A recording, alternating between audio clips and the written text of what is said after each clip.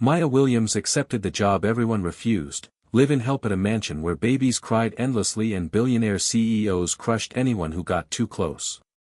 She thought she was just there to clean and survive. She had no idea she was walking into a house where a grieving man had forgotten how to love his own daughter, where a motherless baby was dying of loneliness, and where one act of compassion would either save them all or cost Maya everything she'd ever dared to hope for. What happened when she chose love over safety would shock you. The January wind cut through Greenwich like a blade, but Maya Williams felt colder standing before the towering iron gates of the Blake estate than she had during her 2-hour bus ride from Hartford. At 26, she carried herself with the quiet dignity of someone who'd learned early that the world would try to make her invisible, but she refused to disappear. Her dark brown skin glowed against the deep burgundy wool coat she'd bought secondhand but tailored herself, and her natural hair was pulled back in an elegant bun that framed her heart-shaped face and determined brown eyes. The mansion beyond the gates looked like something from a Gothic novel, 3 stories of grey stone and sharp angles, windows that seemed to watch rather than welcome. Maya checked the address on her phone one more time, then pressed the buzzer beside the gate. Blake Residence, came a crisp voice through the intercom. Maya Williams. I'm here about the live-in position. A pause. Then the gates swung open with mechanical precision. Maya walked up the curved driveway, her worn but polished black boots crunching on pristine gravel. She'd applied for this job 3 times before finally getting a callback, not because she wasn't qualified, but because everyone else had turned it down. The rumors in domestic worker circles painted Nathaniel Blake as impossible to please, demanding perfection while treating staff like furniture. But Maya needed this job. Her mother's medical bills wouldn't pay themselves, and live-in positions were rare enough that she couldn't afford to be picky. The massive front door opened before she could knock, revealing a stern-faced woman in her 60s with silver hair pulled into a tight bun and pale blue eyes that seemed to catalog every detail of Maya's appearance. Mrs. Delaney, the woman said without warmth. Head housekeeper. You're late. Maya checked her watch, she was actually 3 minutes early. I'm sorry, Follow me. Mr. Blake is in his study. The interior of the house was as cold as its exterior, marble floors that echoed footsteps, crystal chandeliers that cast sharp shadows, and artwork that looked expensive but unloved. Everything was perfect, sterile, empty of the warmth that made a house a home. They stopped before mahogany double doors. Mrs. Delaney knocked twice, then entered without waiting for permission. The new girl is here, sir. Maya bristled at being called the new girl, but kept her expression neutral as she stepped into the study. Nathaniel Blake sat behind a desk that could have served as a dining table, his attention focused on documents spread before him like battle plans. At 34, he was undeniably handsome in the way wealthy men often were, tall and lean with sharp cheekbones, dark brown hair perfectly styled, and piercing blue eyes that seemed to cut through everything they looked at. His black suit probably cost more than Maya made in 6 months, and he wore his privilege like armor. He didn't look up when she entered. Maya Williams, Mrs. Delaney announced. For the live-in domestic position. Nathaniel finished whatever he was reading, signed it with a gold pen, then finally raised his eyes to study Maya with the same detached interest he might show a piece of furniture he was considering purchasing. You understand the requirements? His voice was crisp, educated, carrying the kind of authority that expected immediate obedience. 6 days a week, rotating schedule, room and board provided. No personal calls during work hours, no unauthorized areas of the house, no fraternizing with family members. I understand, Maya replied, meeting his gaze directly. Something flickered in his expression, surprise, perhaps, that she didn't look away. Mrs. Delaney will show you to your quarters and explain your duties. You start tomorrow at 5 a.m. Actually, Maya said, I'd like to start today. Get familiar with the routine. Nathaniel's pen paused halfway to the next document. Eager. Thorough, Maya corrected gently. For the first time, he looked at her, really looked at her. And Maya saw something flicker behind those cold blue eyes. Not warmth, exactly, but recognition. As if he was seeing a person instead of just hired help. Fine. Mrs. Delaney, show her everything. And make sure she understands the rules about the nursery. The nursery? Maya asked. My daughter, Nathaniel said, his voice suddenly clipped. She's difficult. Previous staff have found her challenging. You're not required to provide childcare, but you may encounter her during your duties. There was something in his tone, frustration, maybe even pain, that made Maya's chest tighten with unexpected sympathy. How old is she? 8 months. He was already looking back at his papers. Mrs. Delaney will explain. Same afternoon, 3rd floor, Blake Estate. As they climbed the servants' staircase to the 3rd floor, Maya caught Mrs. Delaney's expression, a mixture of pity and warning that made her stomach knot with apprehension. What happened to her mother? Maya asked quietly. Car accident, Mrs. Delaney said curtly. When the baby was 3 months old. Mr. Blake, he hasn't been the same since. And the child? She paused on the landing, her stern expression softening slightly. She cries. Constantly. Nothing soothes her. We've had 6 nannies in 5 months. None lasted more than 2 weeks. They reached a small but clean room with a single bed, dresser, and window overlooking the estate's gardens. It was sparse but comfortable, more than Maya had hoped for. Your quarters, Mrs. Delaney said. Uniforms are in the closet. Breakfast is at 5:30, dinner at 6. You eat in the kitchen with the rest of the staff. As Mrs. Delaney turned to leave, the sound that had been haunting the house's walls grew louder, the distant, heartbroken crying of a baby. Maya's chest tightened with an ache she recognized from her own childhood, when her younger brother would cry for their father who'd never come home. Mrs. Delaney, Maya said softly. Where is she now? The baby? In the nursery with the current nanny. Miss Peterson. She'll be gone by morning, they always are. The child won't stop crying for anyone. After Mrs. Delaney left, Maya unpacked her few belongings, but the sound of that baby's cries seemed to pull at something deep in her chest. She'd grown up in a house where crying meant hunger, meant fear, meant someone needed help. The sound was like a language she'd learned before she could walk.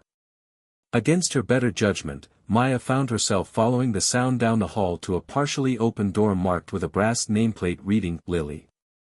Through the crack, she could see a young woman in a white uniform bouncing a red-faced baby with auburn curls, her own face streaked with frustrated tears. Please, Lily, please just sleep, the nanny whispered desperately. I don't know what else to do. The baby's cries were raw, desperate, like she was mourning something she was too young to understand. Maya's heart broke watching this tiny person fight a grief she couldn't name. Without thinking, Maya pushed the door open slightly. Excuse me, she said softly.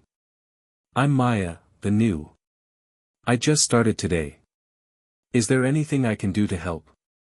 The nanny, Miss Peterson, presumably, looked up with desperate relief.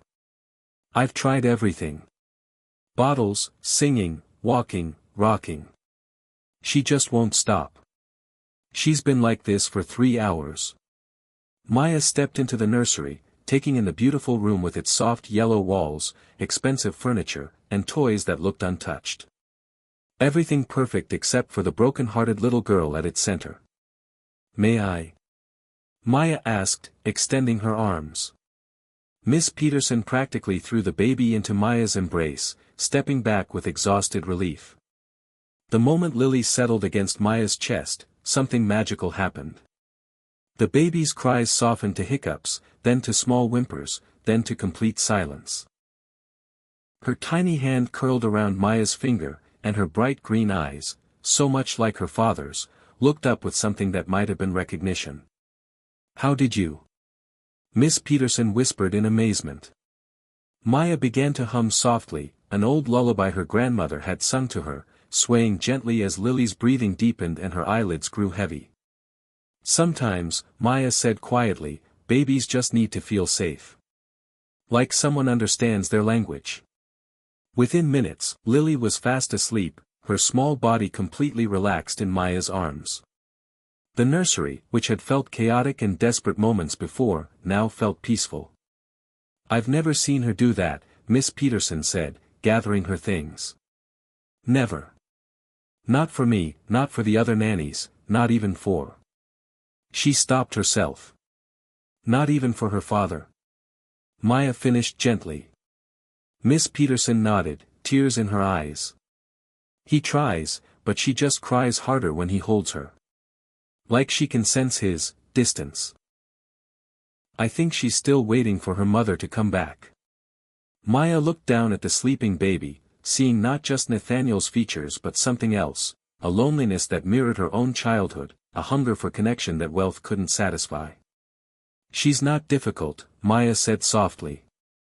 "She's grieving." As Maya gently placed Lily in her crib, the baby stirred but didn't wake, her small hand still reaching toward Maya as if she didn't want to let go of the first person who'd understood her pain. Downstairs, Nathaniel Blake sat in his study, realizing he hadn't heard his daughter cry in over an hour. The silence was so unusual it made him uneasy. He climbed the stairs to the nursery, expecting to find Miss Peterson struggling as usual. Instead, he found his daughter sleeping peacefully while a woman he'd met only hours earlier sat beside the crib, watching over Lily like a guardian angel. Maya looked up when he appeared in the doorway, her finger to her lips in a silent request for quiet. "How?" he whispered. "She just needed someone to listen," Maya replied softly. For the first time in 5 months, Nathaniel Blake's house was quiet. And for the first time in years, he wondered if he'd finally found someone who could help him figure out how to be a father to the daughter who deserved so much more than his grief. Have you ever been in a place where you felt like no one understood your pain? What would you do if you met someone who could comfort a grieving child when no one else could? Share your thoughts below, and subscribe because Maya's about to discover that healing a broken family might heal her own heart too. Maya's first official day began at 4:47 a.m., 13 minutes before her alarm. She'd barely slept, her mind replaying the moment when baby Lily had stopped crying in her arms, the way those tiny fingers had gripped hers like a lifeline. She dressed quickly in the standard black uniform Mrs. Delaney had provided, simple but well-made, designed to make the wearer invisible while maintaining the estate standards. The kitchen was already alive with quiet activity when Maya arrived. Rosa Martinez, the cook, looked up from where she was preparing breakfast, a woman in her 50s with kind eyes and calloused hands that spoke of decades spent caring for others. "You must be Maya," Rosa said with a warm smile. "I heard about yesterday. About the baby." "Word travels fast," Maya said, accepting the cup of coffee Rosa offered. "In a house this big with so few people, everything echoes," Rosa replied. "Miss Peterson left this morning. Didn't even say goodbye, just packed her bags and called a taxi. But she told Mrs. Delaney that little Lily slept through the night for the first time since she's been here." Maya felt a flutter of pride mixed with concern. "I just helped for a few minutes." "Honey," Rosa said, her voice gentle but knowing, "that baby hasn't slept more than 2 hours at a time since her mama died. What you did yesterday? That was more than helping. That was a miracle." Before Maya could respond, Mrs. Delaney swept into the kitchen with her usual efficiency. "Maya, you'll start with the main floor, dust the sitting room, polish the silver in the dining room, and vacuum the library. Stay out of Mr. Blake's study unless specifically summoned." Her voice carried a warning. "And the nursery is off limits during work hours. We'll have a new nanny by week's end." "What about Lily?" Maya asked before she could stop herself. Mrs. Delaney's expression hardened. "That's not your concern. You're here to clean, not to play nanny to a child who's already driven away 6 qualified professionals." But as Maya began her morning duties, the sound that had haunted the house for months returned, Lily's desperate crying echoing through the halls. It started as a whimper around 7 a.m., escalated to full sobs by 8, and by 9 o'clock, it was the kind of heartbroken wailing that made everyone in the house move with tense shoulders and clenched jaws. Maya was polishing silver in the dining room when she heard footsteps on the main staircase, quick, frustrated, carrying the weight of a man at the end of his patience. "God damn it," Nathaniel's voice cut through the house like broken glass as he stormed into the main hall, yanking his daughter from Mrs. Delaney's arms with a force that made Maya's breath catch. "What the hell do you think you're doing? This is unacceptable." Through the dining room doorway, Maya could see him holding Lily awkwardly, his expensive suit wrinkled, his usually perfect hair disheveled.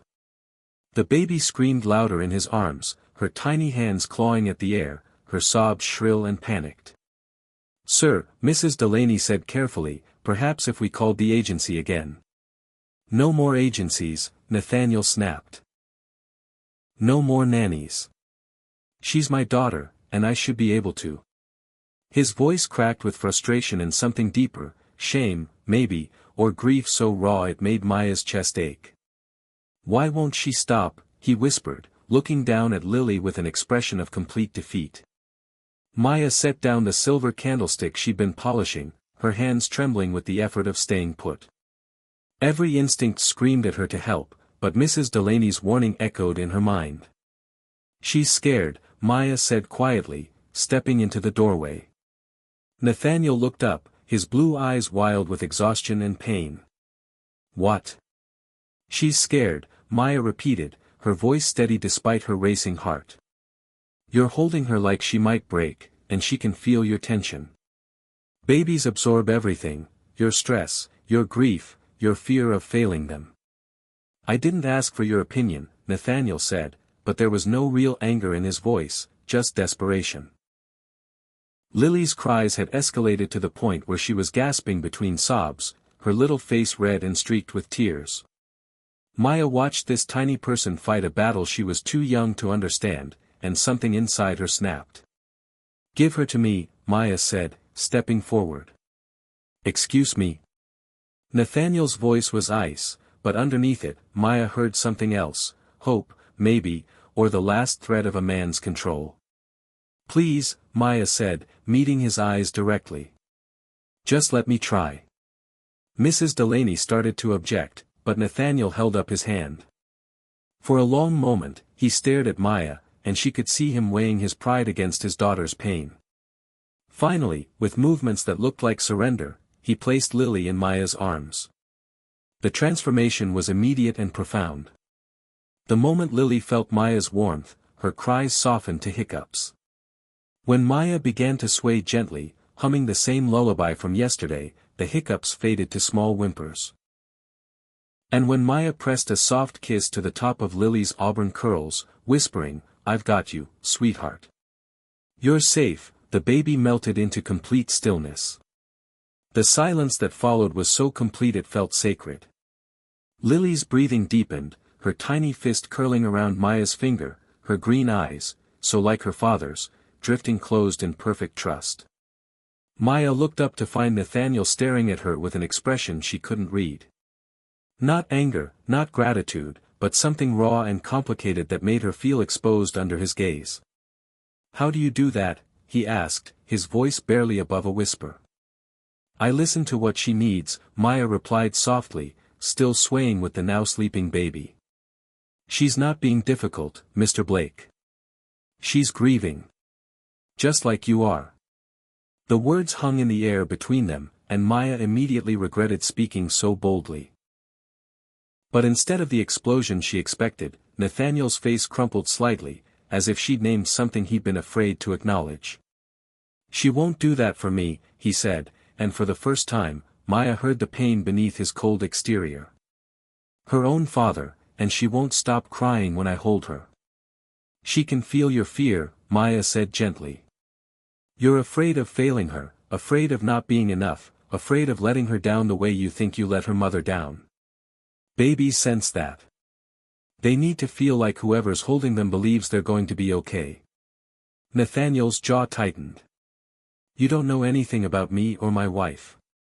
"You're right," Maya said, not backing down. "But I know grief. I know what it looks like when someone's so afraid of hurting the people they love that they hurt them by staying away instead. Maya, Mrs. Delaney's voice carried a warning, but Maya barely heard it. She's not rejecting you, Maya continued, looking down at the peaceful baby in her arms. She's trying to tell you that she needs you to heal too. Children can't feel safe with someone who doesn't feel safe themselves. For a moment, the only sound in the room was Lily's soft breathing and the distant tick of the grandfather clock in the corner. Nathaniel stared at Maya as if she were speaking a foreign language, his hands clenched at his sides. You think you know everything about parenting because you can get her to stop crying, he said finally, his voice cold but lacking conviction. I think I know what it feels like to be a child who lost a parent, Maya replied quietly. And I think I know what it feels like to spend your whole life waiting for someone to choose you instead of their pain. The words hit their target. Nathaniel's face went white, and for a second, Maya thought he might order her out of the house entirely. Instead, he turned on his heel and walked away, leaving Maya standing in the main hall with his sleeping daughter in her arms and the weight of truths she probably shouldn't have spoken hanging heavy in the air. You shouldn't have said that, Mrs. Delaney said quietly, but her voice lacked its usual sharpness. Probably not, Maya agreed, still swaying with Lily. But someone needed to. An hour later, Maya was dusting the library when she heard Nathaniel's voice from his study, muffled but clearly audible through the adjoining wall. Dr. Patterson? It's Nathaniel Blake. I need to schedule an appointment. For myself, not Lily. Yes, I understand you don't usually take new patients, but I need help learning how to be her father. Maya paused in her dusting, her heart doing something complicated in her chest. Through the baby monitor that crackled softly on the shelf beside her, she could. For the first time since arriving at the Blake estate, Maya allowed herself to hope that maybe, just maybe, she'd found a place where her gift for healing broken hearts might actually make a difference. Have you ever had to tell someone a hard truth they didn't want to hear? What would you do if you could see exactly what a grieving family needed but weren't sure they'd listen? Drop a comment below, and make sure you're subscribed because Maya's about to discover that fixing a broken family means risking her own heart. For days had passed since Maya's confrontation with Nathaniel in the main hall, and the house had settled into an uneasy rhythm. Lily slept peacefully when Maya was near, but the moment Maya left for her duties, the crying would resume with devastating intensity. It was as if the baby had decided that Maya was her lifeline and everyone else was a threat to her survival. Mrs. Delaney had tried to maintain the boundaries. Maya was to focus on her cleaning duties, not childcare, but Lily's needs had a way of overriding household protocol. 3 times that morning alone, Maya had been summoned to soothe the baby when her cries became unbearable. Now, as Maya folded laundry in the utility room, she could hear the familiar sound of Lily's distress echoing from the nursery. But this time, there were 2 voices trying to calm her, Mrs. Delaney's patient murmurs and Nathaniel's increasingly frustrated attempts at comfort. Come on, Lily, Nathaniel's voice carried down the hallway, strained with exhaustion. Please, sweetheart. Daddy's here. Everything's okay. But Lily's cries only intensified, as if his presence was making everything worse. Maya's hand stilled on the tiny pink dress she was folding, one of dozens of expensive outfits Lily had probably never worn. The sound of that baby's heartbreak was like a physical ache in her chest, but she forced herself to stay put. Mrs. Delaney had been clear. Maya was overstepping boundaries, getting too attached, creating dependencies that weren't healthy for anyone. This is unacceptable, came a new voice from the main hall, sharp, cultured, carrying the kind of authority that expected immediate obedience. Maya didn't recognize it, but the way Mrs. Delaney's voice immediately became deferential told her everything she needed to know. Mrs. Blake, we weren't expecting you until. Obviously, the woman replied curtly. Or you might have explained why my granddaughter sounds like she's being tortured and why there's no qualified nanny in sight.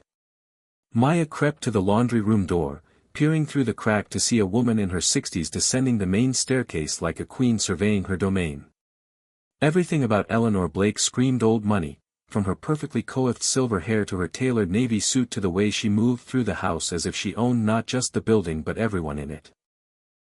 "Nathaniel," Eleanor's voice cut through Lily's cries as she reached the top of the stairs. "What is the meaning of this chaos?" "Mother," Nathaniel's voice was tight with barely controlled frustration. "I told you we didn't need you to come."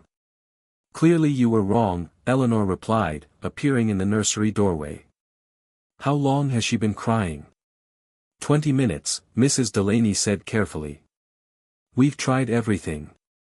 "Everything except calling a proper nanny service," Eleanor interrupted. "This is exactly what I was afraid of, Nathaniel. You're too emotionally compromised to make rational decisions about Lily's care." "I'm her father," Nathaniel said, his voice carrying a warning. "And I'm her grandmother," Eleanor shot back. "Which means I have both the right and the responsibility to intervene when you're clearly failing to provide adequate care." Maya felt her stomach clench. She could hear the pain in Nathaniel's voice, the way his mother's words were hitting him exactly where he was most vulnerable.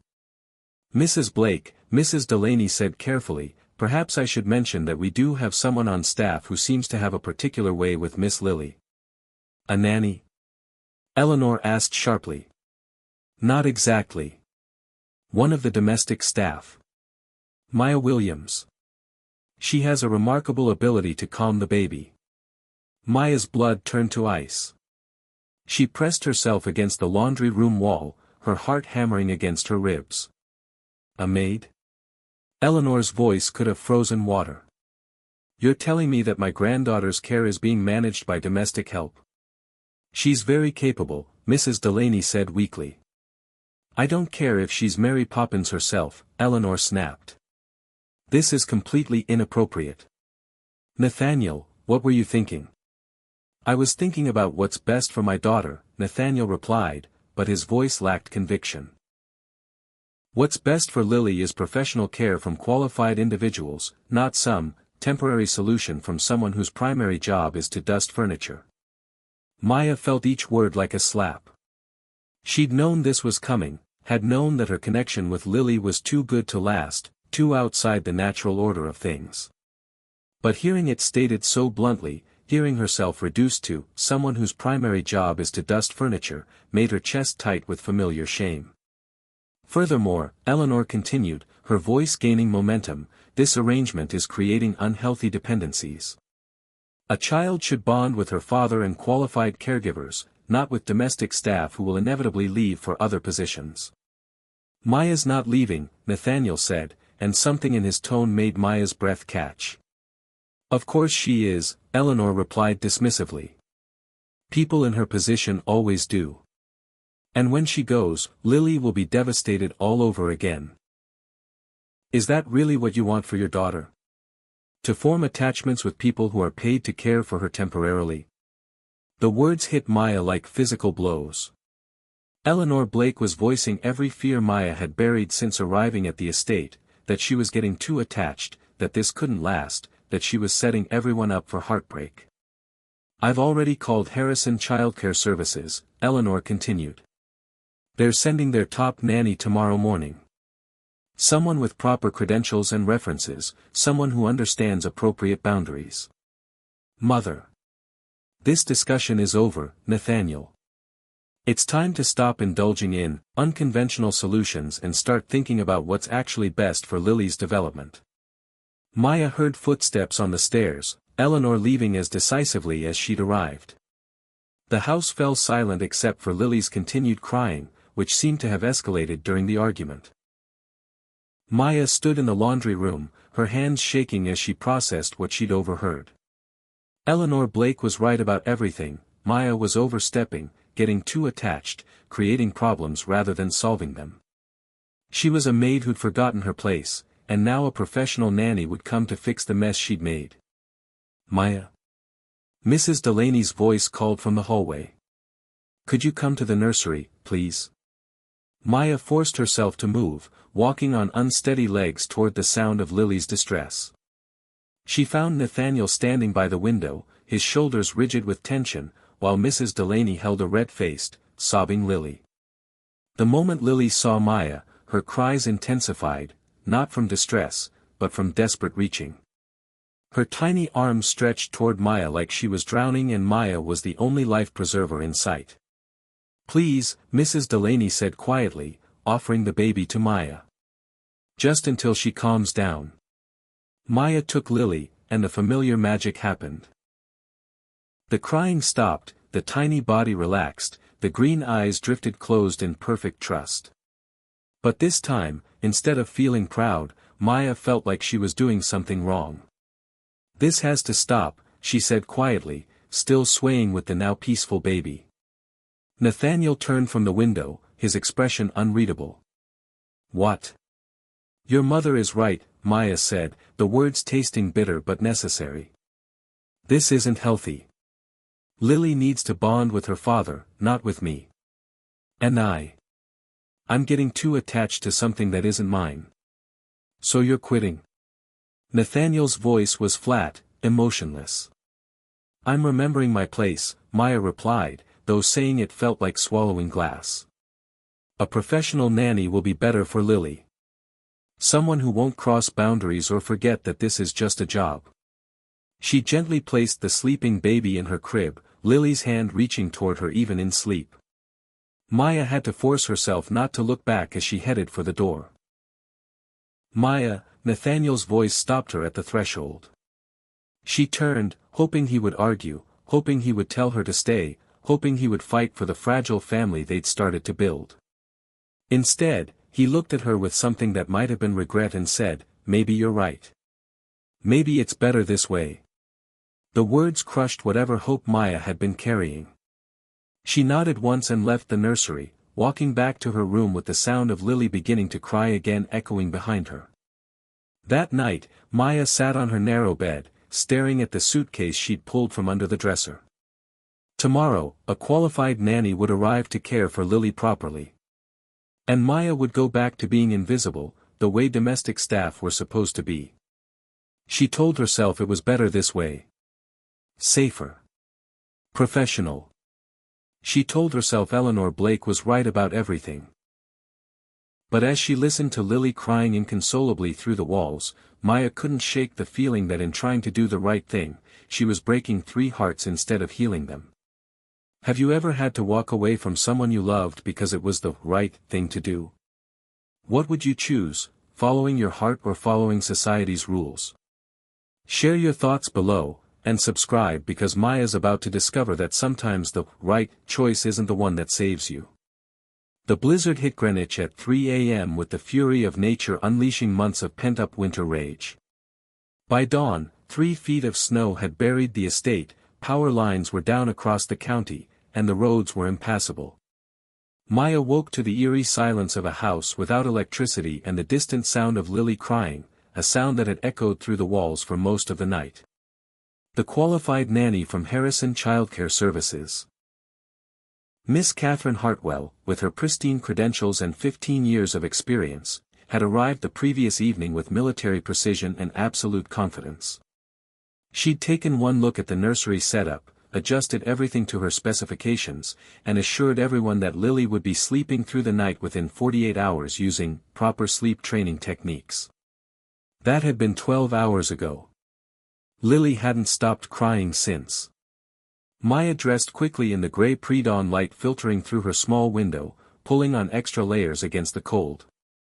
The heat had gone out with the power, and the old house was quickly losing its warmth. As she made her way downstairs, she could hear voices from the kitchen, stressed, frustrated voices trying to manage a crisis. "The backup generator only covers essential systems," Thomas, the groundskeeper, was explaining to Mrs. Delaney. "Kitchen, 1 bathroom, minimal lighting. Everything else is out until the power company can get crews through." "How long?" Mrs. Delaney asked. "Could be days. The storm's not supposed to let up until tomorrow night, and then they have to clear the roads before they can reach the downed lines." Maya entered the kitchen to find it lit by battery-powered lanterns, casting dancing shadows on the walls.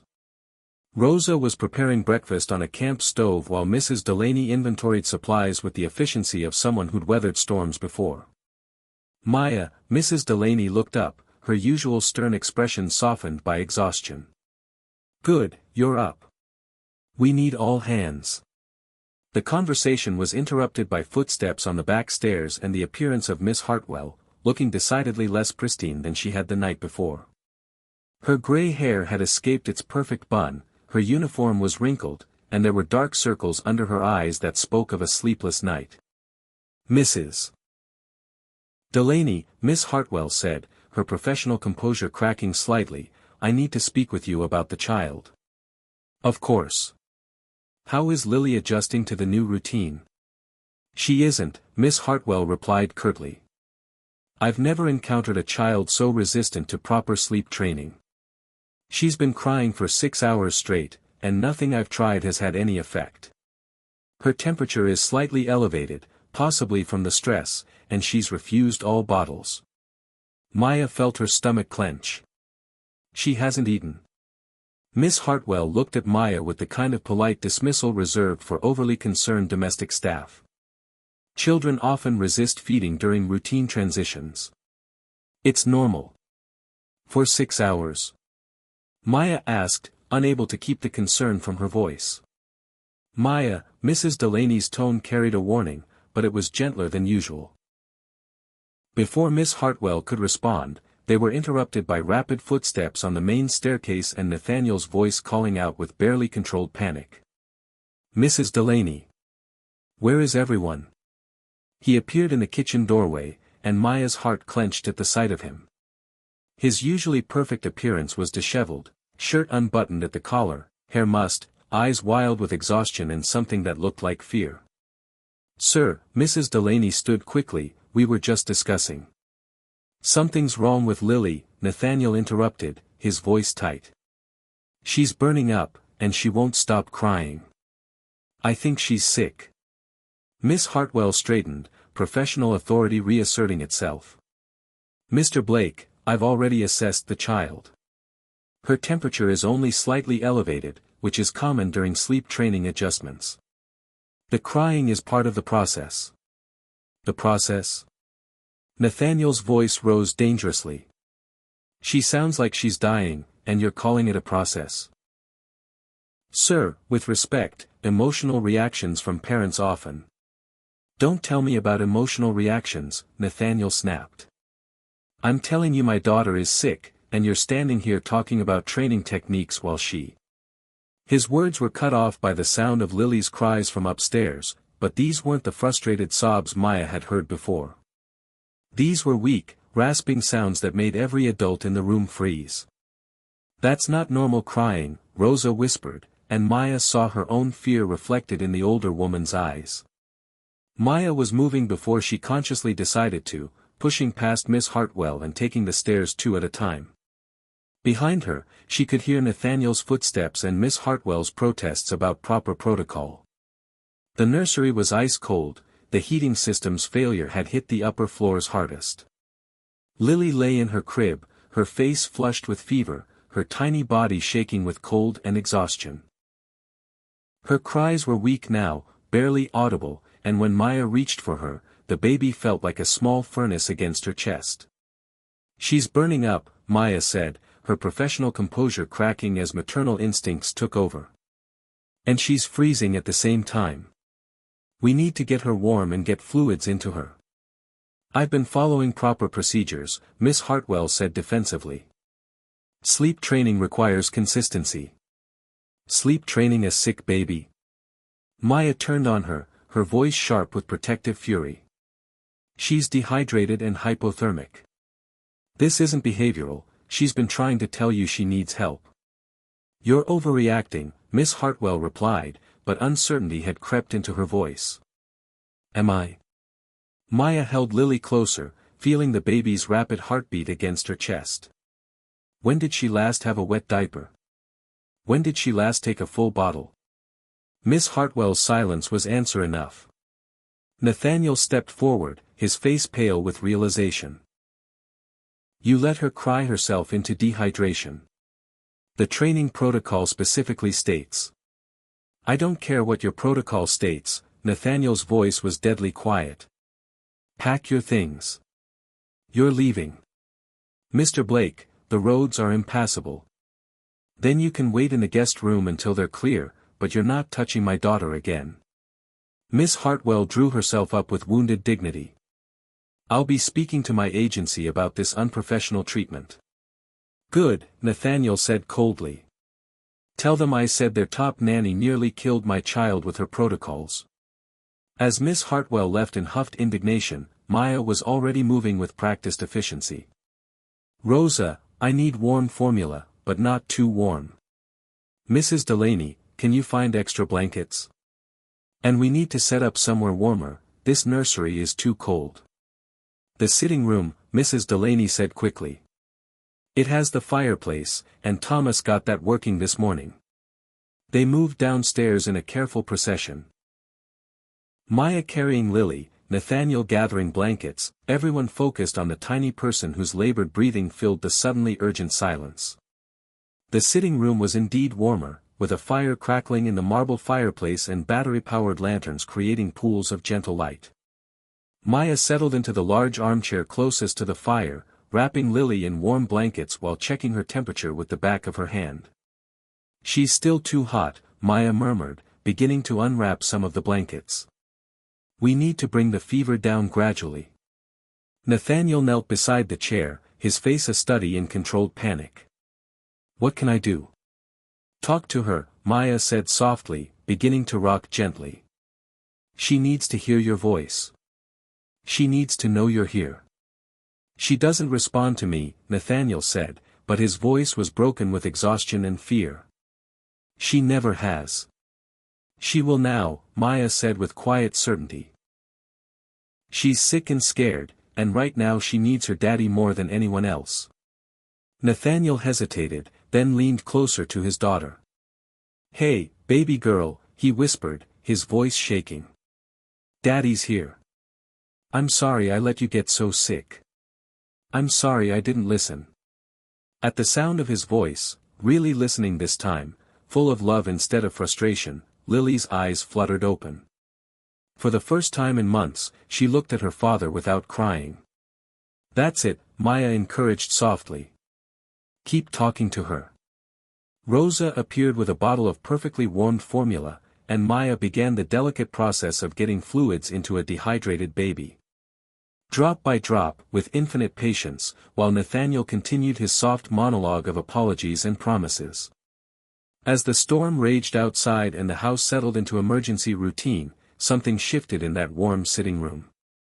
Nathaniel stopped trying to be the perfect father and started being present. Maya stopped worrying about boundaries and focused on healing.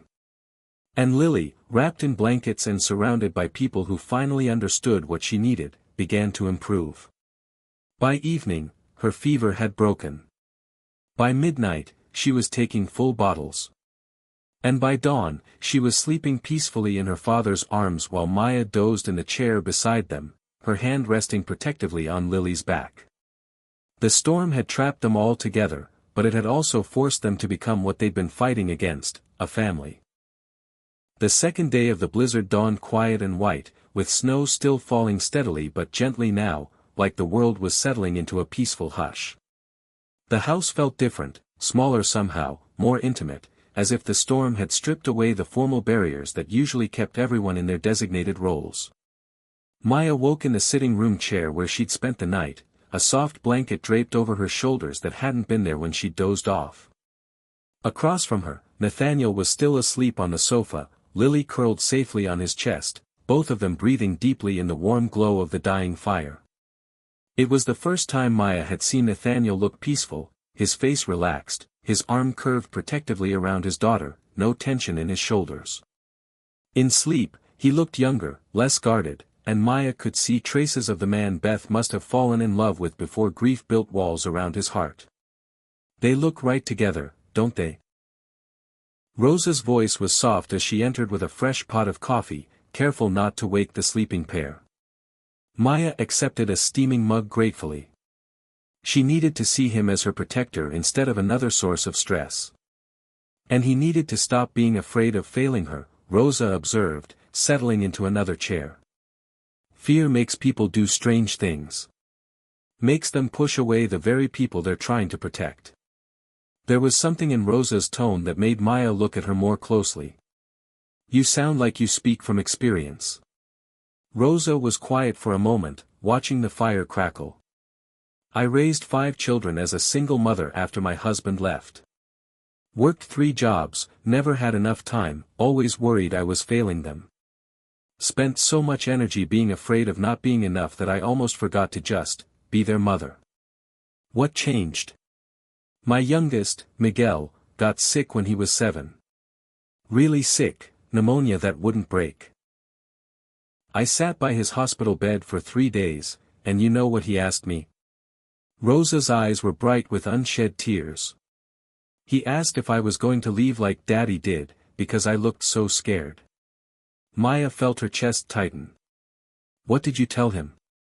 I told him I was scared because I loved him too much to lose him. And that sometimes when people love you that much, they forget how to show it because they're so afraid of doing it wrong. Rosa looked over at Nathaniel and Lily. That little boy taught me that children don't need perfect parents. They just need present ones.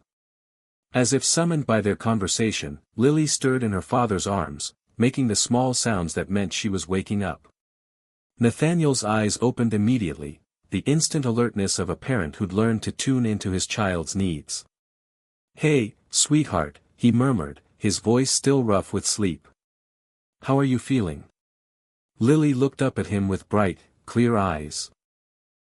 No fever, no distress, just curiosity about this man who'd held her safely through the night. When she reached up to touch his face with tiny fingers, Nathaniel's expression crumpled with something that looked like wonder. She's better, he said, looking over at Maya. Her fever's completely gone. Children are resilient, Maya said softly. They recover quickly when they feel safe.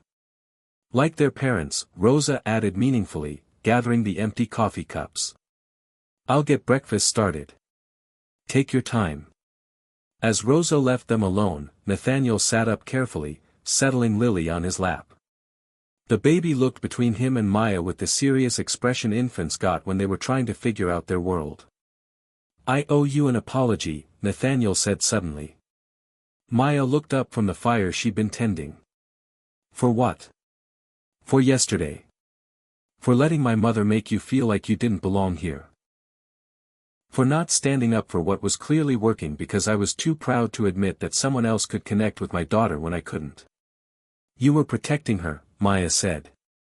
From getting too attached to someone who might leave. Was I?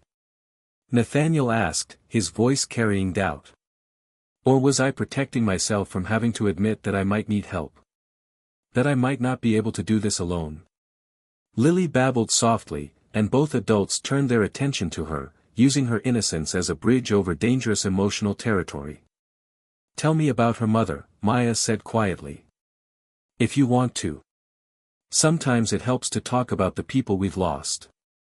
Nathaniel was silent for so long that Maya thought he wouldn't answer. When he finally spoke, his voice was barely above a whisper. Claire was light. That's the only way I can describe her. She made everything brighter just by being there. We met at a charity gala. She was there representing the children's hospital where she worked as a pediatric nurse. I was there because my mother insisted it was good for business. He looked down at Lily, smoothing her auburn curls with gentle fingers. She wasn't impressed by the money or the Blake name. When I tried to donate a ridiculous amount to get her attention, she told me the hospital would appreciate it more if I donated my time instead of just writing a check. He smiled at the memory, the first genuine smile Maya had seen from him. So I did. Started volunteering in the pediatric ward, reading to kids, playing games. Claire taught me that helping people was about showing up, not just showing off. She sounds wonderful, Maya said, and meant it.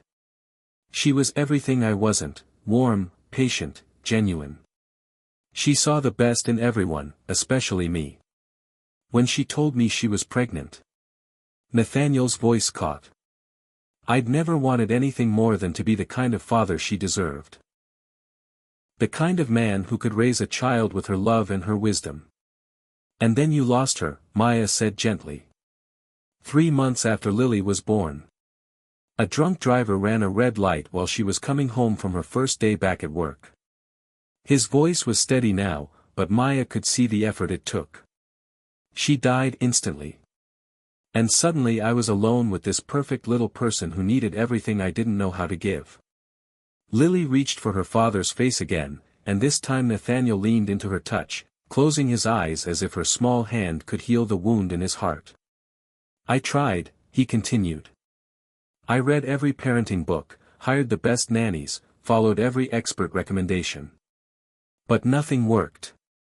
She cried for her mother, and I didn't know how to tell her that mommy wasn't coming back. I didn't know how to be enough for someone who deserved everything. Maya felt tears stinging her eyes.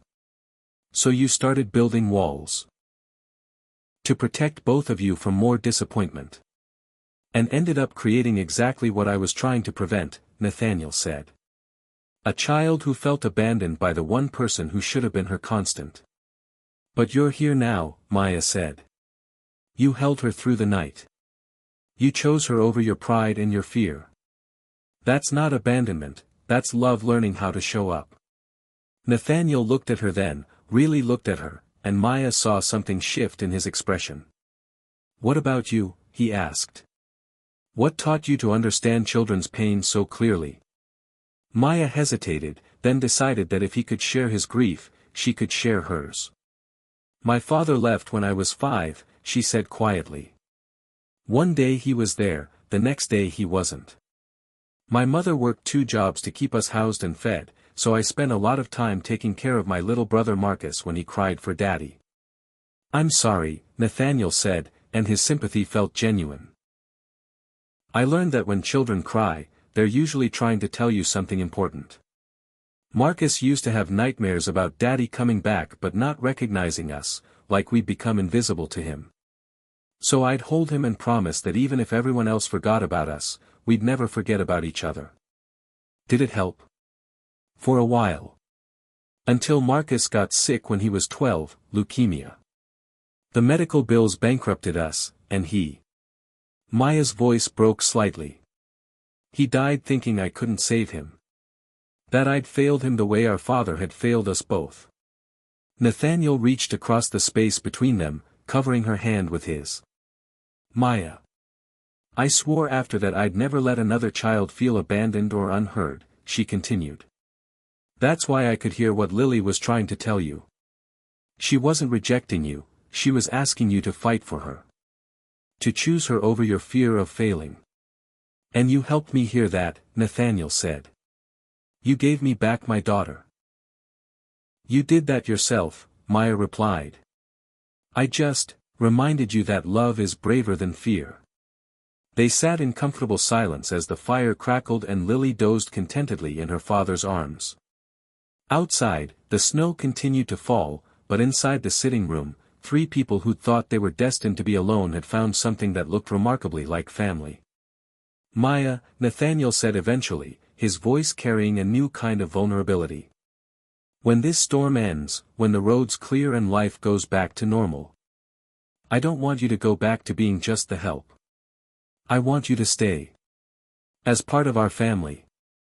Maya felt her heart stop, then start again with a rhythm that sounded like hope. What are you saying? I'm saying Lily needs you. And I. He looked down at his sleeping daughter, then back at Maya. I think I need you too. Not as an employee, but as someone who belongs here. With us. Before Maya could respond, Lily opened her eyes and looked directly at her, reaching out with both tiny hands as if she were casting her vote for Maya to stay. And for the first time since arriving at the Blake estate, Maya allowed herself to believe that maybe, just maybe, she'd found the family she'd been searching for her entire life. Have you ever found family in the most unexpected places? What would you do if someone offered you everything you'd ever wanted but were afraid to believe it was real? Share your thoughts below, and make sure you're subscribed because Maya's about to discover that sometimes the greatest love stories begin with choosing to stay when you could run. The third day of the storm brought an unexpected gift, sunshine streaming through the tall windows, turning the snow-covered estate into a winter wonderland that sparkled like diamonds. The power was still out, but the house felt warmer somehow, filled with a different kind of energy than Maya had ever experienced there. She woke in her own bed for the first time in 3 days, having finally agreed to rest properly after Nathaniel promised he could handle one night alone with Lily. When she made her way downstairs, she found them in the kitchen, Nathaniel attempting to make breakfast on the camp stove while Lily sat in her high chair, giggling at his obvious inexperience with basic cooking. "Need help?" Maya asked from the doorway, trying not to smile at the sight of Greenwich's most successful CEO wearing an apron that read, "Kiss the Cook," and looking completely baffled by a simple pancake recipe. "I may have overestimated my culinary abilities," Nathaniel admitted, holding up a spatula like it was a foreign object. "Lily seems to find my failures entertaining, though." As if responding to her name, Lily clapped her hands and babbled something that sounded suspiciously like "Mama," while looking directly at Maya. The word hit both adults like lightning. Maya felt her breath catch while Nathaniel went very still, both of them staring at the baby who had just casually redefined their entire relationship with a single syllable. "She didn't mean," Maya started, but Nathaniel interrupted gently. "Maybe she did," he said, his voice soft with wonder. "Maybe she knows something we're still figuring out." Maya felt tears prick her eyes as she moved to take over the pancake making, her hands slightly unsteady. "I don't want to replace Claire's memory." "You're not replacing anything," Nathaniel said, moving to stand beside her at the stove. "You're creating something new. Something Claire would have wanted for Lily, a mother who loves her completely." The word "mother" hung in the air between them, heavy with possibility and terrifying in its implications. Maya had never dared to imagine herself in that role, had never thought she deserved it after failing to save Marcus. "I don't know how to be a mother," she whispered. "I didn't know how to be a father," Nathaniel replied. "But Lily's teaching us both, isn't she?" As if agreeing with his assessment, Lily banged her spoon against her high chair tray and gave them both a look that clearly said she was ready for breakfast and tired of waiting for the adults to figure out their feelings. They fell into an easy rhythm, Maya cooking while Nathaniel fed Lily, their movements synchronized like they'd been doing this for years instead of days. When Rosa appeared with fresh coffee, she took one look at the domestic scene and smiled like she was witnessing something she'd been hoping for all along. "Storm supposed to clear tonight," she announced. "Roads should be passable by tomorrow." The reminder of the outside world felt like cold water. Tomorrow, real life would intrude again. Eleanor Blake would return with her disapproval and her proper nannies. The staff would go back to their designated roles. The magic of these stolen days would end. "Maya," Nathaniel said suddenly, as if reading her thoughts, "would you like to see something? When we're finished here?" An hour later, he led her up to the 3rd floor, past her small room and the nursery, to a door she'd never seen opened. Inside was Claire's art studio, a bright, airy space filled with canvases and easels, paint tubes scattered across tables, and windows that looked out over the estate's gardens. "She painted," Nathaniel said softly, running his fingers along an easel that still held an unfinished canvas, a landscape of the gardens in spring, vibrant with hope and life. She said it helped her see the beauty in ordinary moments. Maya moved through the space reverently, taking in the paintings that lined the walls. They were all of simple things. Lily as a newborn, the estate in different seasons, Nathaniel reading by the fireplace. But Claire had captured something magical in each one, finding the extraordinary in the everyday. "They're beautiful," Maya breathed, stopping before a painting of the nursery, but not as it was now, as it could be, filled with toys and laughter and the warm chaos of childhood. "I've kept this room exactly as she left it," Nathaniel said. "I couldn't bear to change anything. But looking at it now, with you." He paused, searching for words. "I think she'd want it to be used again. To bring joy instead of just preserving sadness." "What are you saying?" Nathaniel moved to stand beside her, his shoulder brushing hers as they looked at Claire's vision of a happy nursery. "I'm saying maybe it's time to let this room live again. Maybe you could use it, for painting, for reading, for whatever makes you happy. As your space, in our home. The word "our" made Maya's heart flutter dangerously. Nathaniel. I know it's too fast, he said quickly. I know we barely know each other outside of this crisis. But Maya, these past few days, watching you with Lily, seeing the way you bring warmth to everything you touch. I haven't felt this alive since Claire died. Maya turned to face him fully, seeing vulnerability in his blue eyes that took her breath away. You make me want to be better, he continued. Not just for Lily, but for myself. You make me remember what it feels like to hope for something more than just getting through each day. I feel the same way, Maya admitted, her voice barely above a whisper. But I'm scared. What if I'm not enough? What if I disappoint you both? What if you don't? Nathaniel countered, stepping closer. What if we're enough together? What if we can build something beautiful from all the broken pieces we've been carrying? Before Maya could respond, they heard Lily's voice from downstairs. Not crying, but calling out in the babbling way that meant she wanted attention.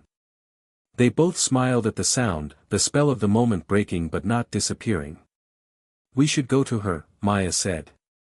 Yes, Nathaniel agreed, but he caught her hand as she turned to leave. Maya, whatever you decide about staying, about us. I want you to know that you've already given us more than I ever thought possible. You've given me back my daughter, and you've given us both a chance at being a real family.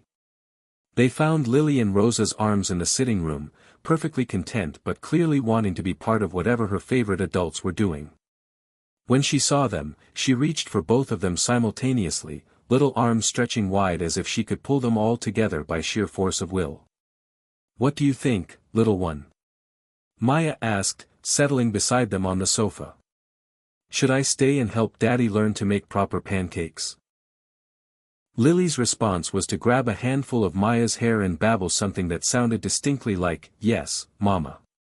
This time, neither adult corrected her. As the afternoon wore on, they discovered small intimacies that felt both new and familiar. Nathaniel reading to Lily while Maya mended a torn book. Maya humming lullabies while Nathaniel prepared bottles. All three of them napping together by the fire, Lily secure between the two people who were learning to love her, and each other, one ordinary moment at a time. When evening came and they could see stars beginning to appear through the clearing clouds, Maya found herself standing at the sitting room window, watching the world prepare to return to normal. Second thoughts? Nathaniel asked, joining her at the window with 2 cups of hot chocolate. 1,000 of them, Maya admitted. But also, hope. For the first time in years, I'm hoping for something I might actually be allowed to keep. You're allowed to keep us, Nathaniel said firmly. If you want us. All of us, chaos and complications included. Maya looked over at Lily, who was playing contentedly with wooden blocks, completely trusting that the 2 adults watching over her would keep her safe and loved. For a child who'd lost her mother and nearly lost her father to grief, Lily's capacity for trust was remarkable. She's taught us both how to love without fear, Maya said softly. No, Nathaniel corrected, moving closer to her. You taught us that. Lily just gave us the excuse to try. As the last light faded from the winter sky, Maya made her choice. Not just to stay, but to believe, in second chances, in unexpected families, in love that could grow from the ashes of loss. Tomorrow, the world would intrude again. Eleanor Blake would have opinions. There would be legal complications and social disapproval and 1,000 reasons why a billionaire CEO and a domestic worker couldn't build a life together.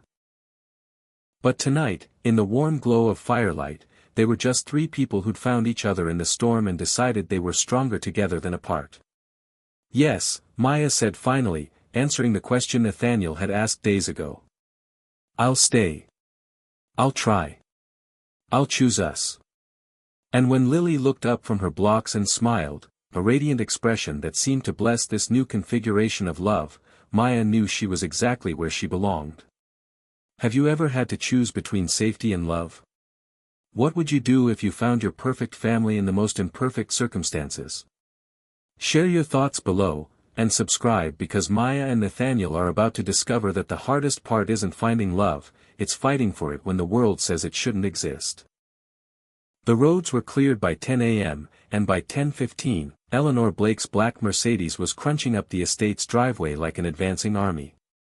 Maya watched from the nursery window as the older woman emerged from her car with military precision, her silver hair perfect despite the winter wind, her expression carrying the kind of cold determination that had built the Blake fortune over 3 generations. Maya had been feeding Lily her morning bottle, both of them content in the sunny nursery, when the sound of car doors slamming echoed across the estate like gunshots. Lily looked up from her bottle with curious eyes, but Maya felt ice forming in her stomach. "She's early," Nathaniel said from the doorway, his voice tight with tension. He'd been expecting his mother, but not quite this soon, not before they'd had time to figure out how to present their new family arrangement. "Maybe I should take Lily downstairs," Maya said, already standing. "Let you talk to her privately first." "No." Nathaniel's voice was firm. "We're in this together, remember? All 3 of us." But even as he spoke, Maya could hear Eleanor's voice echoing through the main hall below, sharp, authoritative, carrying the kind of displeasure that made servants scurry and grown men reconsider their life choices. "Nathaniel. Where is everyone? This house is in complete disarray." They made their way downstairs to find Eleanor surveying the sitting room with the expression of someone discovering a crime scene. The remnants of their storm refuge were still scattered about, extra blankets, baby bottles on side tables, the general disorder of a family that had been living rather than maintaining appearances. "Mother," Nathaniel said carefully, "I wasn't expecting you quite so early." "Clearly," Eleanor replied, her gaze taking in every detail of the informal scene. "I spoke with Miss Hartwell yesterday. She had some very concerning things to say about the situation here during the storm." Maya's blood turned to ice. Miss Hartwell, the nanny who'd nearly let Lily become dangerously dehydrated, had clearly found a sympathetic ear in Eleanor Blake. "Miss Hartwell was dismissed for cause," Nathaniel said, his voice carrying warning. "She endangered Lily's health." According to her, she was dismissed because the domestic staff interfered with proper childcare protocols, Eleanor countered, her cold blue eyes finally landing on Maya, who stood holding Lily with as much dignity as she could muster. "Miss Williams, I presume?" "Yes, ma'am," Maya replied, keeping her voice steady despite the way Eleanor's gaze seemed to catalogue every flaw in her appearance, every reason she didn't belong in this world. "Miss Hartwell mentioned that you've been overstepping your boundaries. Playing at being a mother to my granddaughter." "Maya saved Lily's life," Nathaniel said sharply. "Miss Hartwell's protocols nearly." "What Miss Hartwell did," Eleanor interrupted, "was attempt to establish proper sleep training routines that every qualified childcare expert recommends. What this woman did was undermine professional authority and create unhealthy dependencies." As if sensing the tension in the room, Lily began to fuss in Maya's arms, her small hands gripping Maya's uniform as if she could feel the threat to their bond.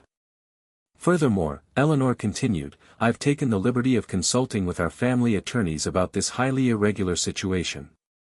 Did you know, Nathaniel, that allowing domestic staff to assume parental roles can create significant legal complications? Particularly if that staff member were to become attached, and decide to pursue custody claims." The words hit the room like a bomb. Maya felt the blood drain from her face as the implication became clear.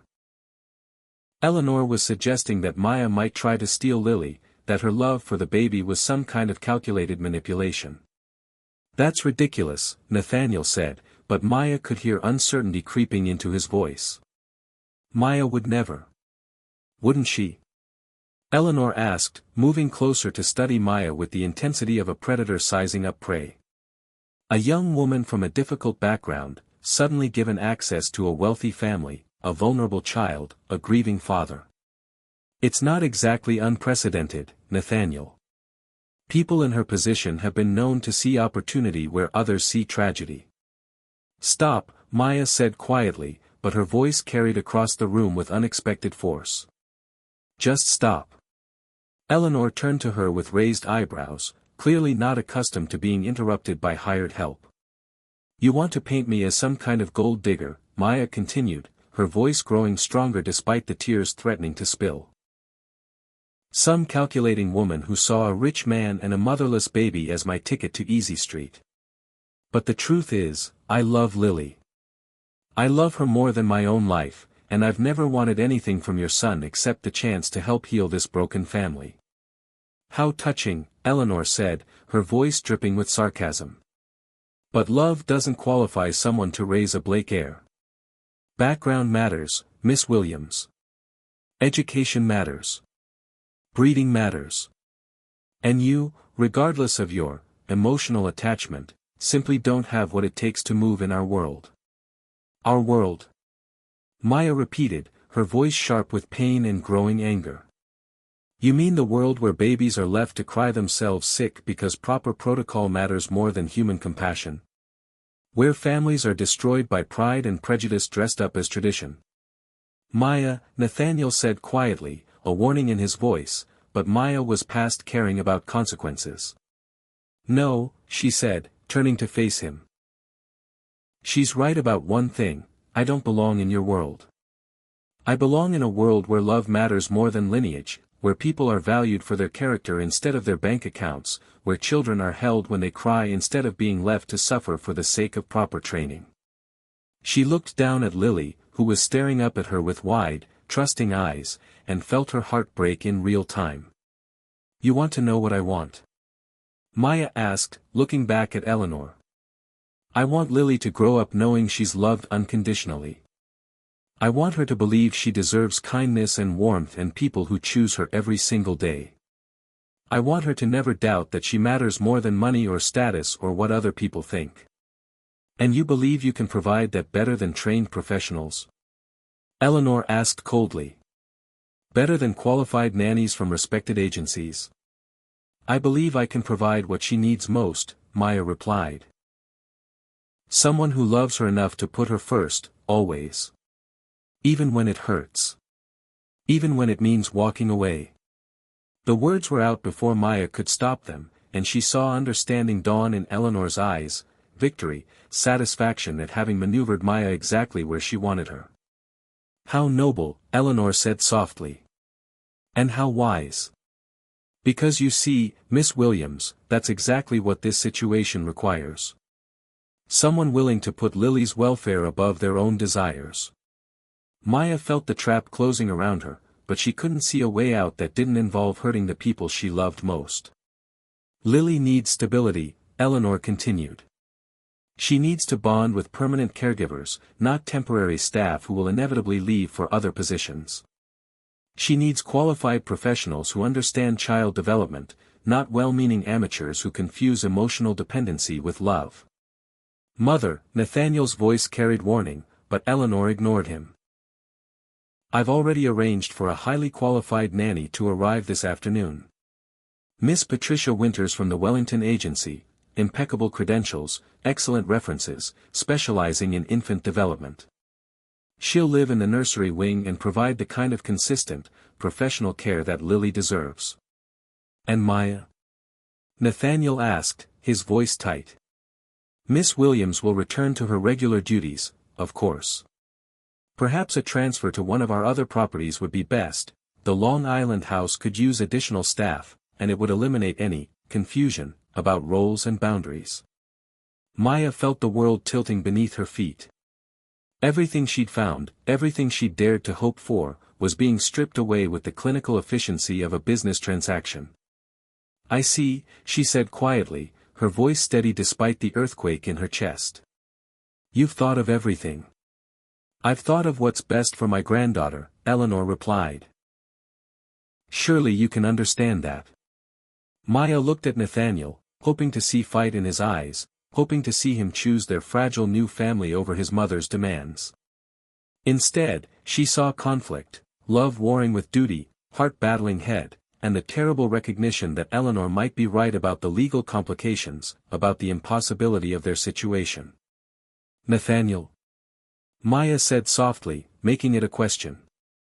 For a long moment, he stood frozen between the two women who were demanding he choose, his mother, representing everything he'd been raised to value, and Maya, representing everything he'd learned to love. When he finally spoke, his voice was barely above a whisper. Maybe Mother has a point. About stability. About what's best for Lily in the long run. The words hit Maya like physical blows. She looked down at Lily, who was reaching for her face with tiny fingers, completely unaware that the people she trusted most were about to tear her world apart again. I understand, Maya said, her voice perfectly steady now. Of course. You're right to think about the long term. She kissed Lily's forehead softly, breathing in her sweet baby scent one last time. Be good for Daddy, she whispered. Remember that you're loved. Always remember that. She handed Lily to Nathaniel, careful not to let their fingers touch, and walked toward the door with her spine straight and her head high. Maya, wait, Nathaniel called after her, but she didn't turn around. The nanny arrives at 2, Eleanor called out. I trust you'll have your things packed by then. Maya paused at the doorway, not turning back. Of course, Mrs. Blake. Wouldn't want to cause any confusion about boundaries. As she climbed the stairs to pack the few belongings that had made this place briefly feel like home, Maya could hear Lily beginning to cry. Not the desperate wails of illness or fear, but the heartbroken sobs of a child who understood, even without words, that someone she loved was leaving her. The sound followed Maya all the way to her room, where she sat on her narrow bed and finally allowed herself to break apart, piece by piece, for the family she'd found and lost in the space of a single week. Have you ever had to choose between what you want and what you think is right? What would you do if someone convinced you that loving someone meant letting them go? Share your thoughts below, and subscribe because Maya's about to discover that sometimes walking away is the cruelest kindness of all. Maya had been gone for exactly 4 hours and 17 minutes when Nathaniel realized he'd made the biggest mistake of his life. He knew the precise timing because he'd been checking his watch obsessively since her taxi had disappeared down the driveway, taking with it the only person who'd made his house feel like a home.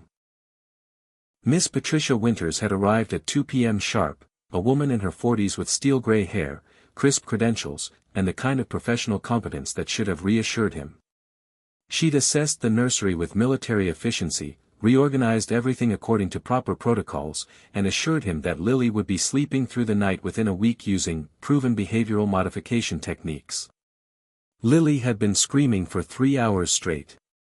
Not the angry cries of a sick child or the frustrated sobs of someone who was tired. These were the soul-deep wails of abandonment, the sound of a heart breaking in real time. Miss Winters stood in the nursery doorway, consulting her watch with the patience of someone who'd seen this all before.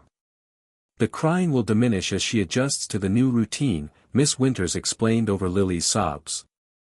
Attachment disruption is common, but children are remarkably adaptable.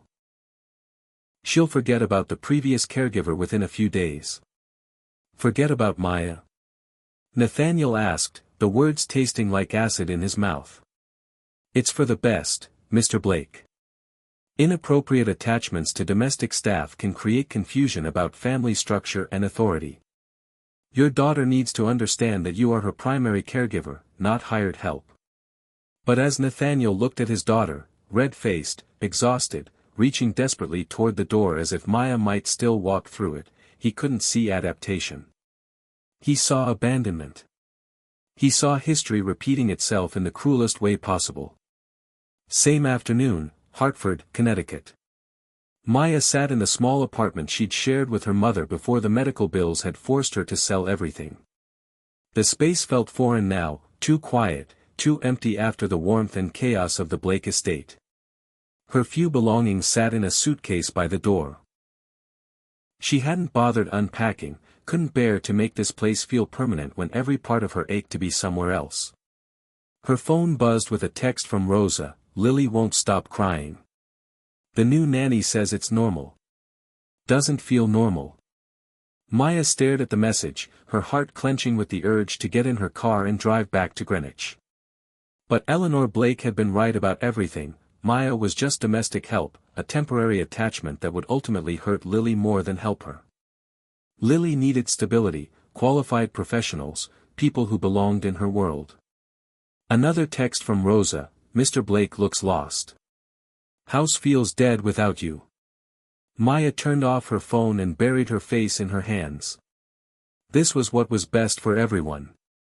She had to believe that, had to trust that Lily would adapt, that Nathaniel would find his way back to being a father, that their lives would be better without the complications she'd brought into them.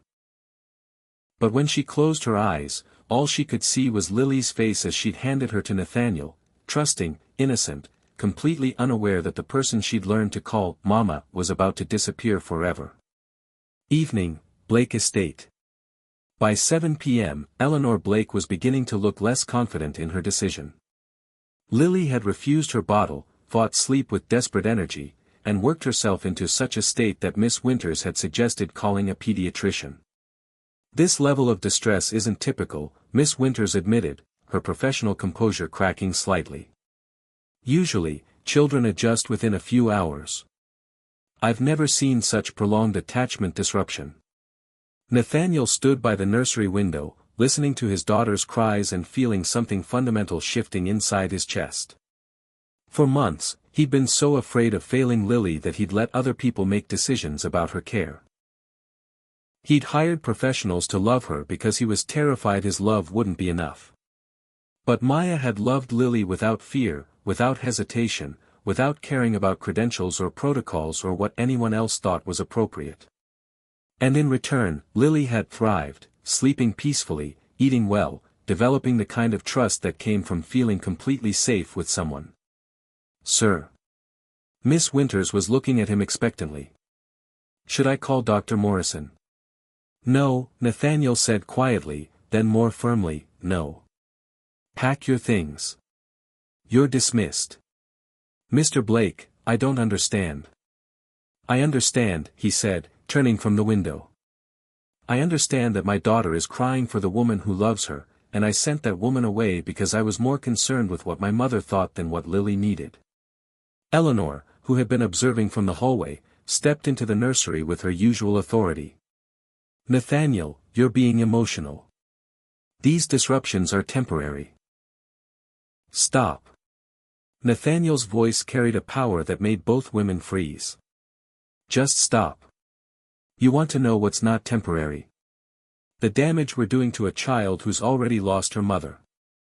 The way we're teaching her that love is conditional, that people will abandon her when it's convenient.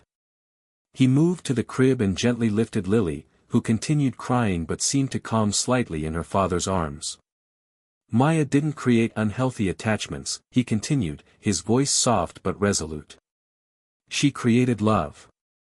Real, unconditional, put the child first love. And I threw it away because I was afraid of what people might think. Nathaniel, Eleanor's voice carried warning, you're not thinking clearly. I'm thinking clearly for the first time in months, he interrupted. Maybe for the first time since Claire died. I love Maya, Mother. I love her courage, her wisdom, her ability to see what really matters. And Lily loves her too. Not because she's confused about family structure, but because Maya loves her back without reservation. Eleanor's face went pale. You can't be serious about pursuing a relationship with domestic staff. I'm serious about pursuing a relationship with the woman who saved my family, Nathaniel said firmly. The woman who taught me how to be a father, who showed me what it means to choose love over fear. He handed Lily to Miss Winters, who took the baby with obvious reluctance. Stay with her until I get back, he told the nanny. And if she cries, hold her. Rock her. Sing to her. Remember that she's a person, not a problem to be solved. Where are you going? Eleanor demanded. To fix the biggest mistake of my life, Nathaniel replied, already heading for the door. To bring home the woman who belongs here. To fight for my family. Same time, Hartford apartment. Maya was staring at her phone, which had been buzzing with increasingly frantic messages from Rosa, when she heard a car door slam outside her building. She moved to the window, expecting to see a neighbor, and instead saw Nathaniel Blake standing beside his Mercedes, looking up at her building like a man preparing for battle. Her heart stopped, then started again with a rhythm that sounded dangerously like hope. The knock on her door came 3 minutes later, firm, insistent, carrying an urgency that made her hands shake as she reached for the handle. "Maya," Nathaniel said the moment she opened the door, his usually perfect appearance disheveled, his blue eyes bright with desperation and determination. "I'm sorry. I'm so sorry I let you walk away." "Nathaniel, what are you doing here?" "I'm choosing," he said simply. "I'm choosing you. I'm choosing us. I'm choosing love over fear, family over protocol, what's right over what's expected." Maya felt tears spilling down her cheeks. "Your mother was right about everything. The legal complications, the social differences. My mother was wrong about the only thing that matters," Nathaniel interrupted, stepping closer. "She was wrong about you. About us. About what Lily needs. How is she?" Maya asked, her voice breaking on the question she'd been afraid to voice. "Heartbroken," Nathaniel said honestly. "Crying for the woman who taught her what love looks like. Crying for her mama." The word hit Maya like a physical blow. "Nathaniel. Come home," he said, reaching for her hands. "Please. Come home and be her mother. Be my partner. Be the family we were becoming before I let fear make me stupid. What about your mother? What about society, about what people will think?" "I don't care," Nathaniel said with a conviction that took her breath away. "I don't care about any of it. I care about Lily sleeping peacefully in your arms. I care about waking up to your smile. I care about building a life with someone who makes me want to be better than I am." Maya looked into his eyes and saw everything she'd been afraid to hope for: love without conditions, family without reservations, a future where she didn't have to choose between her heart and her place in the world. "Are you sure?" she whispered. "Really sure? Because if I come back, if I let myself believe this is real, and then you change your mind." "I won't change my mind," Nathaniel said firmly. "I love you, Maya Williams. I love your strength, your compassion, your ability to see the best in people even when they can't see it themselves. I love the way you make Lily laugh, the way you make this house feel like home, the way you make me remember what it means to hope." Maya felt the last of her resistance crumble. "I love you too," she whispered. "Both of you. So much it terrifies me." "Then be terrified with us," Nathaniel said, pulling her into his arms. "Let's build something beautiful from all our broken pieces. Let's show Lily what love looks like when it's brave enough to fight for itself." As Maya melted into his embrace, she could hear her phone buzzing with another message from Rosa, probably another update about Lily's distress. But for the first time in hours, Maya allowed herself to hope that soon, very soon, there would be good news to share. They were going home. All three of them, together, choosing love over fear and family over convention. And this time, Maya was never walking away again. Have you ever had someone fight for you when you thought you weren't worth fighting for? What would you do if love required you to choose courage over conformity? Share your stories below, and subscribe because Maya and Nathaniel are about to discover that the best love stories are written by people brave enough to rewrite the rules. The Christmas Eve snowfall began just as Maya finished hanging the last ornament on the 12-foot Fraser fir that now dominated the Blake estate's main hall. Unlike the sterile perfection that had once characterized the house, this tree was gloriously chaotic, handmade decorations mixed with priceless family heirlooms, Lily's finger-painted angels hanging beside delicate crystal snowflakes, and strings of colored lights that would have made Eleanor Blake faint with horror.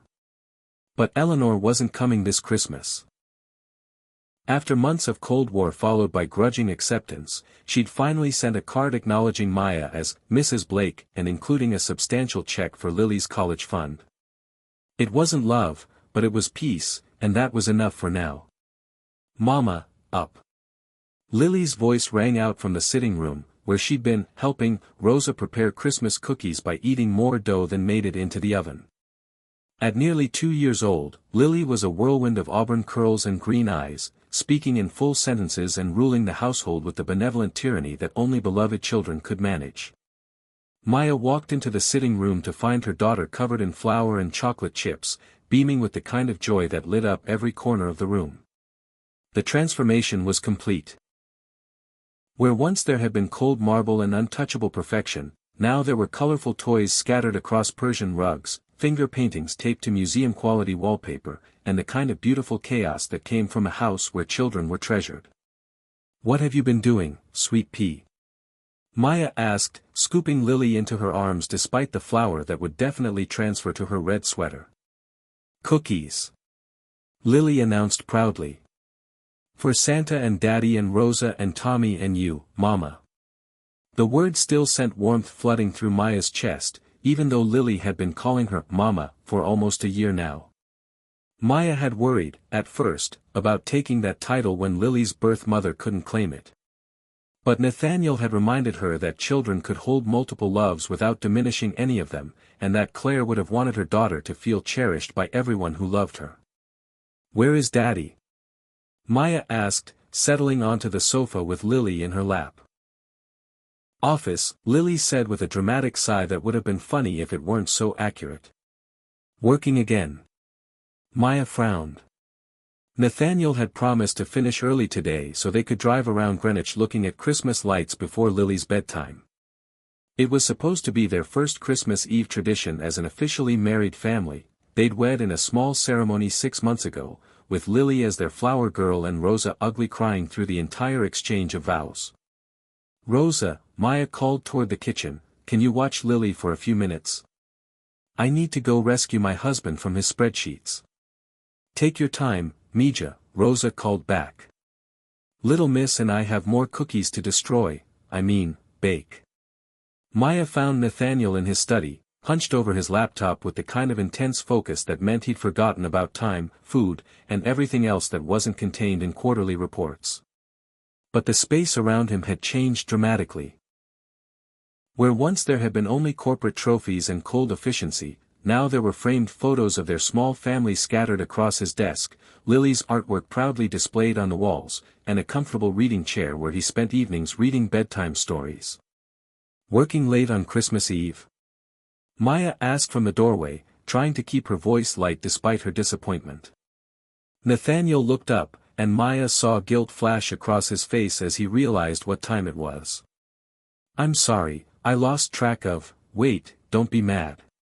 Come look at this." Intrigued despite herself, Maya moved around his desk to see what had captured his attention so completely.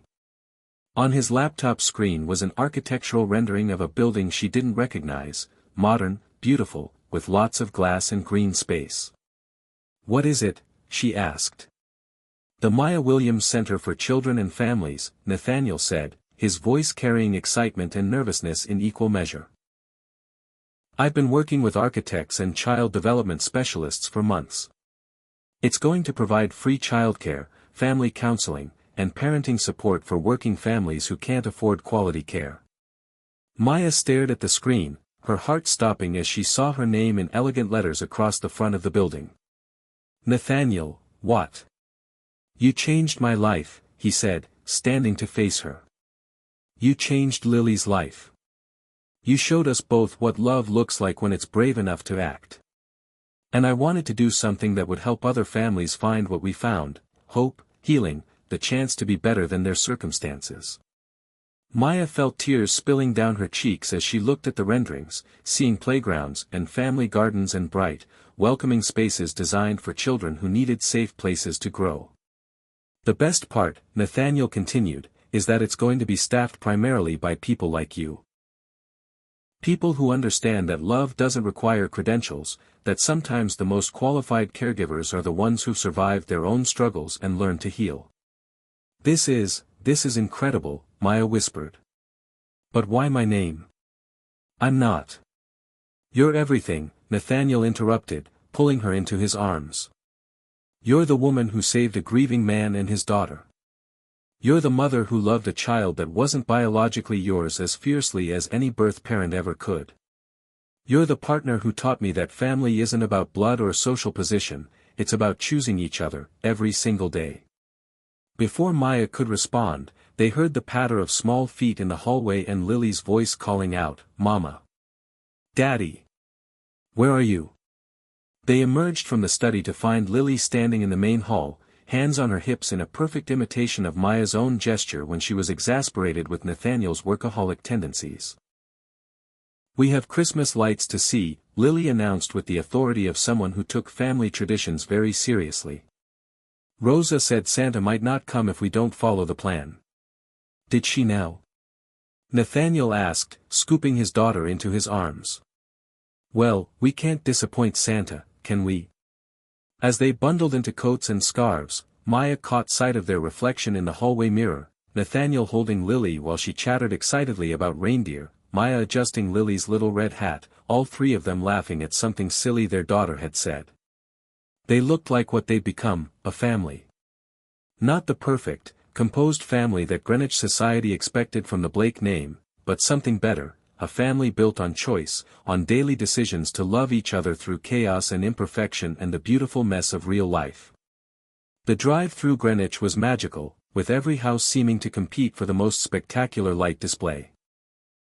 Lily pressed her nose against the car window, pointing out her favorites and making up stories about the families who lived in each house. But Maya found herself looking less at the lights and more at Nathaniel's face in the rearview mirror, watching him watch their daughter with the kind of wonder that never got old. "There's one more stop," Nathaniel said as they pulled into a neighborhood Maya didn't recognize. A surprise. He turned down a tree-lined street and stopped in front of a modest house with warm yellow light spilling from every window and a "sold" sign in the front yard. "Whose house is this?" Maya asked. "Ours," Nathaniel said quietly. "If you want it. I know the estate is beautiful, but I thought, maybe we'd like a place that's just ours. Where Lily can ride bikes in the driveway and have friends over without worrying about priceless antiques. Where we can be a normal family instead of the Blake family." Maya stared at the house. Not a mansion, not a monument to wealth, but a home. A place where children could be children, where love mattered more than lineage, where their unconventional family could grow without the weight of expectations. "It's perfect," she whispered. "The best part," Nathaniel continued, "is that it's walking distance from where the Maya Williams Center is going to be built. So you can walk to work, and Lily can grow up seeing other children whose families look different but love just as hard."